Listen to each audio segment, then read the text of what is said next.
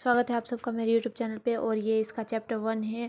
तो चैप्टर 1 की शुरुआत होती है कि वो लड़का वहीं लॉकेट देख रहा होता है अपने हाथों में रख के, और उस बिल्डिंग के अंदर मतलब वहाँ जाता है और वहाँ इधर उधर देखता है और एक ऑफिस के अंदर जाता है और वहाँ पे वो व्यक्ति होता है, वो कहता है वेलकम वेलकम टू। और वो उससे कहता है कि आपको किसी मॉडल की तलाश है। तो ये लड़का कहता है कि नहीं, मुझे मॉडल की तलाश नहीं है, मेरे पास कुछ पुराना है, मैं उसे ढूंढ रहा हूँ। फिर यह लड़का अपने मन में सोचता है कि उसने बात करना क्यों बंद कर दिया और वो मेरी तरफ ऐसे क्यों देख रहा है।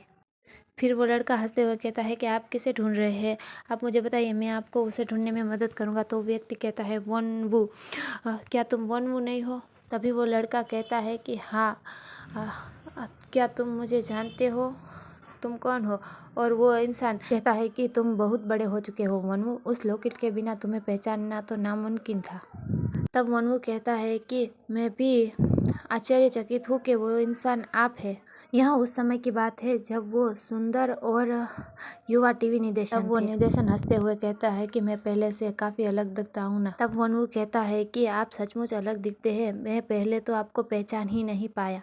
वैसे भी मुझे तुम्हें देख के बहुत खुशी हुई, मुझे भी आपको देख के बहुत खुशी हुई।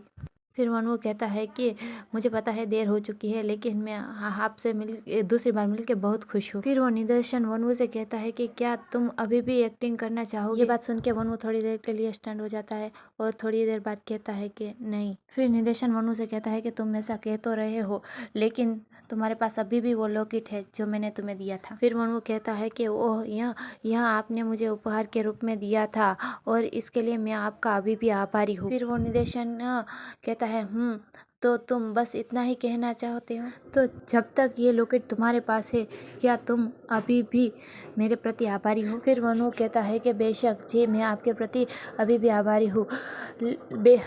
ओह, पर आप ये सब अभी क्यों पूछ रहे हैं?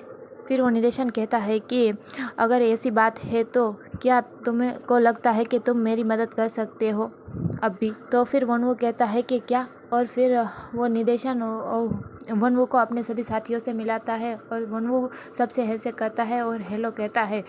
फिर निदेशन कहता है कि हम कम लोग हैं, हमें एक सहायता कर्ता की ज़रूरत है, क्या तुम एक एक्टर बनना चाहोगे, मेरी मदद करना चाहोगे, सपोर्टिंग कैरेक्टर करोगे? और फिर वो कहता है कि वो तुम नहीं हो जो करना चाहते हो, मैं चाहता हूँ कि तुम मेरे लिए ये करो। फिर वनवू कहता है कि मैंने 10 साल से एक्टिंग नहीं की और अब इतने लंबे समय के बाद फिर से मैं कर भी पाऊँगा या नहीं। और डायरेक्टर मतलब निर्देशन के बहुत समझाने के बाद वो मान जाता है और कहता है कि मैं करूँगा। फिर वो निदेशन उसके गले की तरफ पॉइंट करते हुए कहता है कि यह लॉकेट जब तक तुम्हारे पास है तुम कुछ भी कर सकते हो। हालांकि मुझे नहीं पता कि वो क्या चीज़ है जिससे तुम इतना डरते हो। जब तुम बच्चे थे तब इस चीज़ पर तुम विजय पाने में सक्षम थे, अपने डर पे काबू पाने में सक्षम थे। तुम्हें बस इसे दोबारा करने से कोई नहीं रोक सकता है। फिर वनवू कहता है कि मुझे किसी भी बात का डर नहीं है। फिर निदेशन कहता है कि निस्संदेह तुम ऐसा ज़रूर कर सकते हो अगर तुम्हारे अंदर एक्टिंग को लेकर थोड़ा सी भी जुनून बचा होगा तो। लेकिन मैं अभी भी उस चीज़ की कल्पना कर सकता हूँ जब तुम बच्चे थे और तुम्हें खुशी मिलती थी एक्टिंग करने से, और तुम्हारे अंदर एक जुनून था जिससे तुम्हारी एक्टिंग बहुत अच्छी होती थी। तुम एक्टिंग को लेकर बहुत खुश रहते थे और उसे एंजॉय करते थे। फिर वनवू कहता है कि आपको कोई रिग्रेट नहीं होगा। उसके एक सप्ताह बाद वनवू सोचता है कि मैं और निदेशन एक समझौते पर पहुँचे और एक एक्टर के रूप में वापसी लेना मेरे लिए थोड़ा मुश्किल था, लेकिन इतने समय के बाद एक्टिंग करना मेरे लिए कल्पना से भी ज़्यादा रोमांचक था।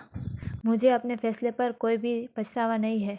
मुझे लगता है कि मैंने सही फैसला लिया। फिर भी बस एक ही समस्या है।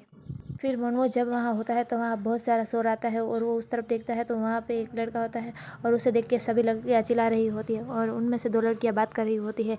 एक कहती है कि देखो वो क्या सीओ क्योंग नहीं है। तब दूसरी वाली गर्ल कहती है कि मैंने सुना है कि वह एक स्किन केयर प्रोडक्ट की एडवर्टाइज में जाने वाला था, ये बहुत शानदार है ना। ऐसा कह के वो सभी लड़कियां और ज़ोर से चिल्लाने लगती। फिर उनकी फिल्म बन जाती है और उस पर कमर पे वनवू का होता है फोटो और सब कहते हैं कि सब ने बहुत अच्छा काम किया, एवरीबॉडी सब ने बहुत अच्छा काम किया और ग्रेट जॉब, ग्रेट वर्क वनवू, तुमने बहुत बढ़िया काम किया, बहुत अच्छा काम किया।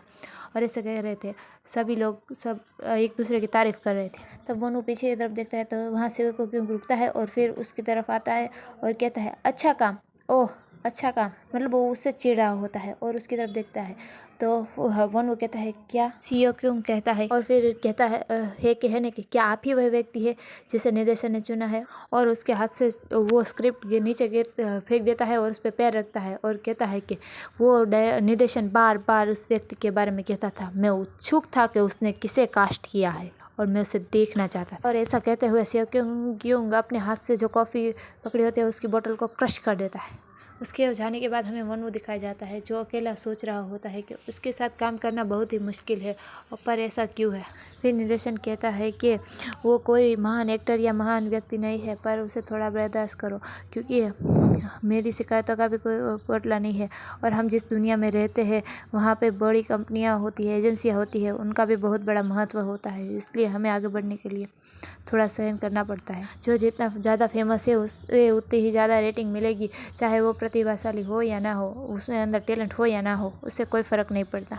फिर वनवू रास्ते में जाते हुए ये सोचता है कि मुझे विश्वास नहीं होता कि वह मुख्य किरदार है और ये अगर उसकी जगह मैं होता तो, और फिर अपना सर है ना सेक करते हुए कहता है नहीं। फिर वनवू कचरे के डब्बे में कॉफ़ी के कप को फेंकते हुए कहता है कि मैं 10 साल के बाद वापस आया हूँ, मुझे इस सपोर्टिंग रोल से बाहर निकलने की ज़रूरत है।